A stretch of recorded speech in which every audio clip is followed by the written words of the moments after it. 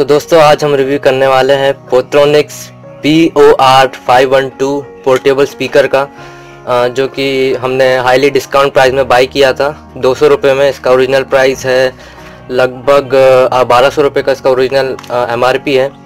तो चलिए इसकी साउंड क्वालिटी चेक कर लेते हैं कि आपको इसमें कैसी साउंड क्वालिटी मिलती है। तो जैसे कि आप देख सकते हैं, मैं यहाँ पे सॉन्ग सेलेक्ट कर रहा हूँ।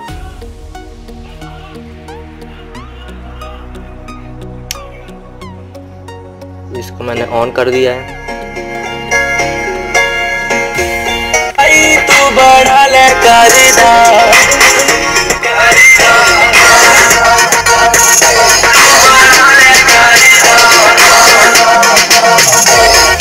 कपड़े बीट नहीं करता जड़े एक वाली पाले तेरे यार ने बदले बदले के ले आवे तेरी करके कारा घर विच है बेबी चार ने कपड़े रिपीट नहीं करता। तो जैसा कि आपने देखा, इसका साउंड काफ़ी बढ़िया है। इसमें ये जो ऑक्स केबल दी गई है आपके मोबाइल से कनेक्ट करने के लिए, और यहाँ पे इसका USB इनपुट दिया गया है चार्ज करने के लिए इसको।